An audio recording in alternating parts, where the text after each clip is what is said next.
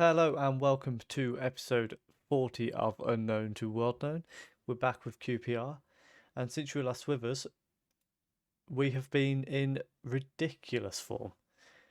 So last time out, we beat Portsmouth 1-0 after we debuted with a 4-1 win against Cardiff. Since then, we beat Bournemouth 5-2.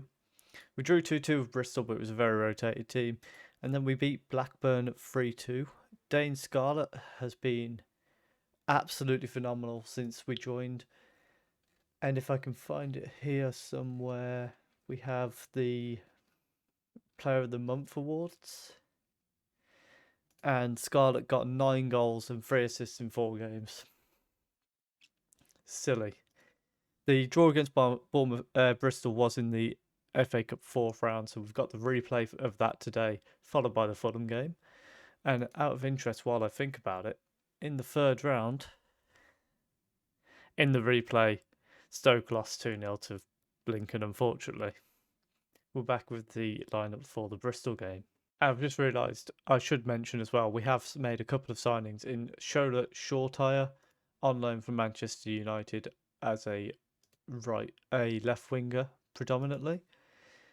We also have Madsbek Sorensen on a transfer from Sheffield Wednesday for £2.8 million, coming in as a centre back and left back with very good long throws. And then also we have Abdul Mumin coming in from Vitoria de Guimarães, 27 years old, very solid centre back, and he will be starting today in the lineup that you're about to see, which we have gone with Riviero in goal, who's back from his injury. Frank Mensah, a right back who we've brought back in from loan. He was on loan at Kilmarnock. We've brought him back because I think he's ready to be a rotation option for Falquer. Mun-Min makes his debut at centre-back alongside Mersault, Barbet at left-back, Amos and McKinney in midfield, Coyle, Chair, Shortire, and then Scarlett up front. Chair as well as Scarlett, Chair has been a really, really good player as well. Probably the 2 highlights of our season so far. Well, of our reign so far, I should say. And hopefully we can come here to Bristol City and advance through to the next round of the Cup. I believe the draw has been made. I forgot who we drew. Not a clue. I can't remember at all who it was that we were meant to play if we qualify. But that's getting ahead of ourselves. We've got to get there first, and that's what we're aiming to do today. As Scarlett finds Coyle, who finds... Oh, and Shorteye, who was offside. But a bright start as we hit the post early on. And let's encourage the team a bit. I do apologise if you can hear some weird noises coming from my throat. I wish I understood what they were. And Mola now gets a crossing for Bristol, and Tompkins heads just over at the 20-minute mark. We've had the far better of the chances. However, neither team has managed to take any of the chances so far as we approach half-time. And since we joined, we've been in really good form, as I mentioned. Scarlett in particular, he's had 3 games where he scored more than 2 goals. And the one that he didn't, I'm pretty sure we didn't play him in. Or he came off the bench, I think. But unfortunately, he's only on loan. We're going to definitely be trying to get him back on loan next year as well, given how good he started. McNeil with the cross, which is missed by our player, and Tompkins hits the bar. Mensah does well to clear it, and then Coyle now picks it up, and that's the end of the highlight. In a very awkward place there. Let's fire them up. FA Cup 4th round. We'd like to be in the 5th round. As the ball gets bundled towards Scarlett, who's going to have a run at goal here, skips past one tackle round the defender and forces Bentley into a very good save. and almost expected him to score that with the chances being taken so far. The ball goes in. Scarlett tries to get on the end of it, but it's headed away. Mensah plays it to McKinney, and Masor now plays it back to Barber, and that's going to be the end of the highlight there. We're gonna, for some reason, they're quite annoyed about me firing them up. McNeil tackled by Amos, falls to Dia, and now they're playing it around outside our area. Beckinson finds, and Tompkins shoots just over the bar. We're going to bring Falquer on for Mensah because of the knock that he's got. Hopefully, lower leg injury. Probably just a bull calf or something. I'm sure that'll be fine. And we're going to bring McKinney off, drop Pearson into the playmaker role. And then we'll look to bring Willock on soon as well, if necessary, as Rivero boots up towards Cole. It's headed away, but Falquer does pick it up, and Moomin looking for Scarlett, who is onside there. Fantastic chance, and that was such a good chance for Scarlett there. I think we're going to be looking at bringing Chair off to make sure he's fit for the Fulham game. As the ball goes forward, Scarlett heads down to Chair, who runs it at the keeper and gets the shot away, but it's well saved by Bentley. Chair's going to take the corner for us now, and he whips it in. Pearson heads just over, and that is going to be the final involvement for Chair. We're going to put Coyle through the middle, and then Willett can go down that right hand side because we need Chair to be fit with the form that he's in at the moment, and hopefully Coyle can do a job through the middle there. We've got 5 minutes before we go to extra time as they head just over the bar. And I mean, they've had 14 shots but only 2 on target. And that means we're going to extra time, so we're going to tell them we've been the better team. I think that's fair to say. And do we bring Scarlett off? It's very tempting to keep him fit. Not at the moment. Maybe at the half time, in extra time. We're going to demand more. And if Scarlett can get us a goal before half time, that would be very useful. But he's not going to. Let's have a quick look. What's his penalty taken? 70. We need him on the pitch. I'll tell you what we're going to do. We're going to not have a tactics option. We're going to bring Dykes on for Shore Tire as a wide target man. I just can't bring Scarlett off when I know how dangerous he is.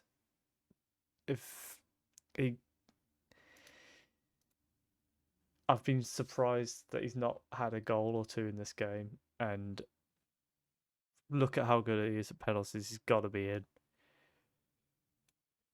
We'll have Masor and Moonin taking them as well in our first 5, just because we'll stick Pearson in there before Moonin. And let's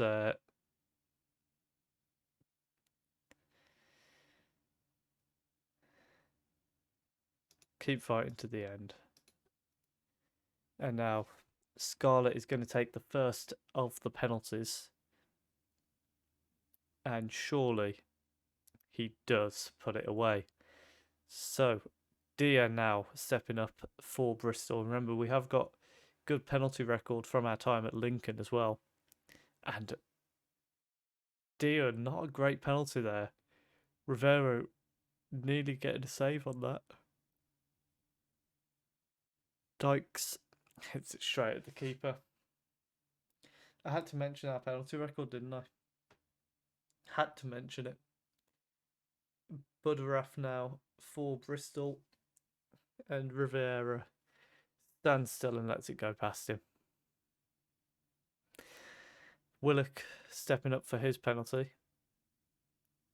And it's a very well-placed penalty. And Valerie stepping up for Bristol City now.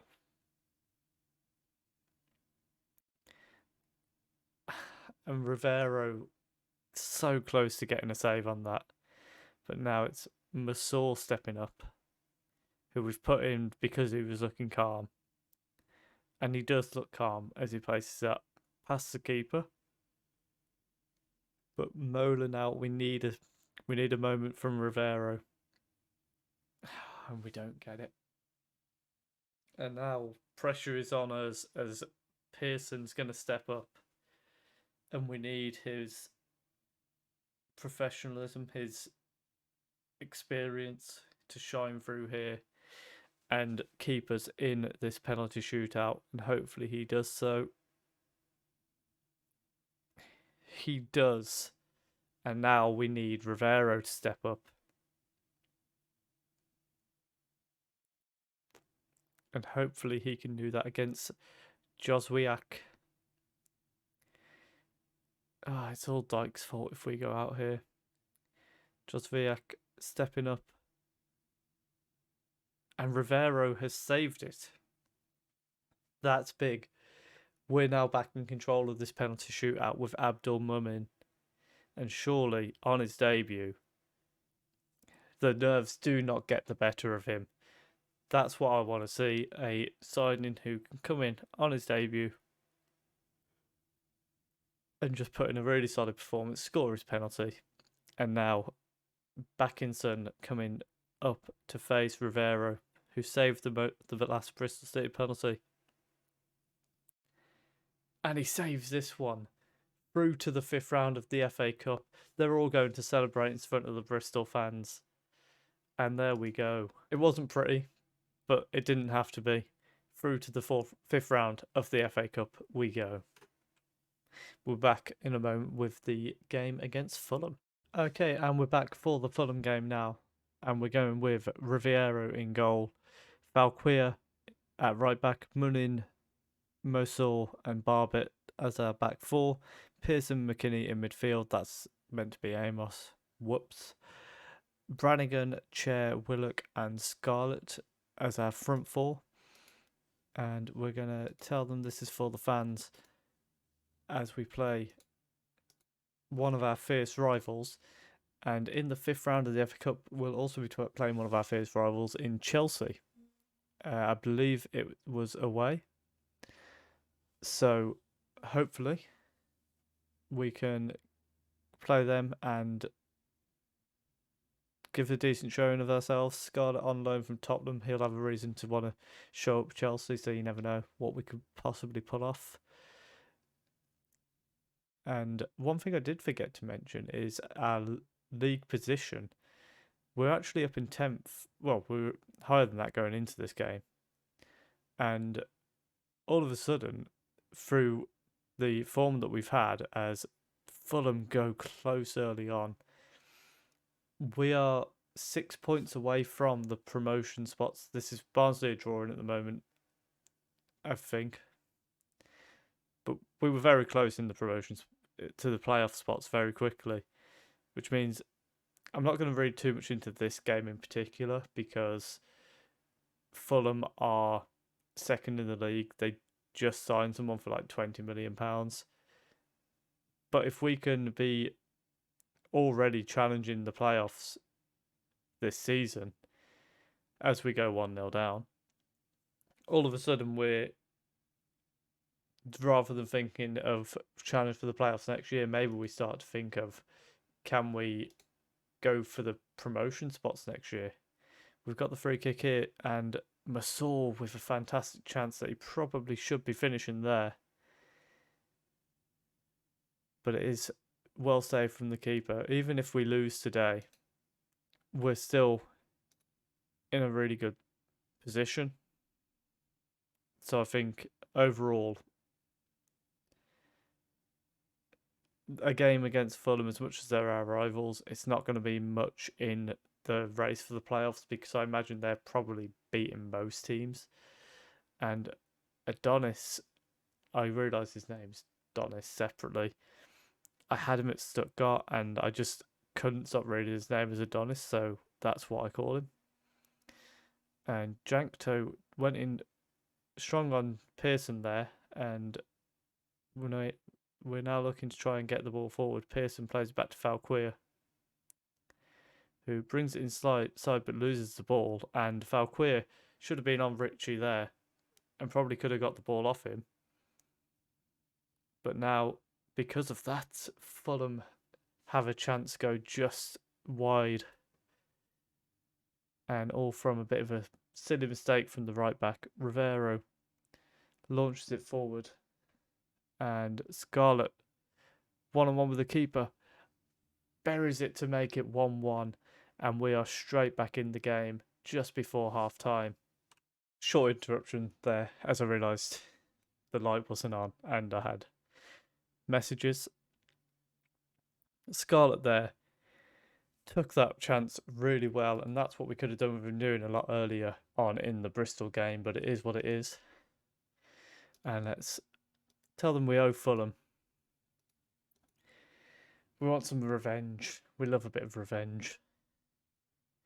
Valquia tries to find Brannigan, and this seems a lot quicker than it was a moment ago. It's not. And Abdul brings it down. Pearson finds Brannigan, who lays it off for Valquia, who drills it into the box. Oh, what a chance that was for Scarlett. And I don't know if it was a post or a fantastic save from the keeper, but whatever it was, we actually had the better of the chances here against Fulham, who arguably we shouldn't be having the better of the chances against. They've now got a corner, and Zuba heads just over the bar for them. Chair is knackered. We're going to have to bring him off for Coyle, I think. I'm a bit reluctant, but we're going to have to. He's going to have to be an attacking midfielder, and I like it, though, if he wants to play there. And now we're into the final 20 minutes. And I can't help but really want to go for this. It does feel like a big chance to lay down a marker. And now we've got to go for it because they've scored. So let's just throw everything at them now and see if we can pull something out of the bag. That's really annoying to now be losing. I don't think we deserve to be losing at all, the way we've played. Let's demand more for the final 10 minutes here. And all of a sudden they've started having shots galore. But again, they're not really good. They're not really creating chances. They're just having shots. And it's worked for them, unfortunately. As they pass the ball around, now they've got a bit more time on the ball as Jankto and ends up with Ritchie, who should have been dispossessed there, but apparently Barbet didn't get the ball and Barbet just pushed him over. And now Zuba's going to step up to take a penalty for Fulham. And he scores it, making it 3-1. It's not deserved at all. We've played so well in this game. That doesn't reflect their true XG before the penalty. That one hurts. We're going to tell them despite... Well, I tried to tell them despite the result, we were happy with that, but they're not happy with it. Which I suppose is a good thing in one respect, but also... yeah, I was pleased with aspects of our game. So, that leaves us in 13th place. 7 points away from the... Yes, I can do maths. 7 points away from the playoff spots. But given that it was Fulham, they're well and truly in a battle for the top three. In reality, it looks a bit like it might be a battle for that sixth spot. I think Forest and Sheffield United should be able to do enough to stay in their positions. We'll be back in the next episode for Forest or Swansea. We'll do Chelsea and Swansea. I think Chelsea and Swansea because Swansea offered me a job. So we'll come back for Chelsea and Swansea in the next episode and see how we can get on in the 5th round of the FA Cup. If you have enjoyed that, please do leave a like, comment down below as well how you think, where you think we're going to finish this year, and do subscribe as well if you are enjoying the series. Thank you very much for watching.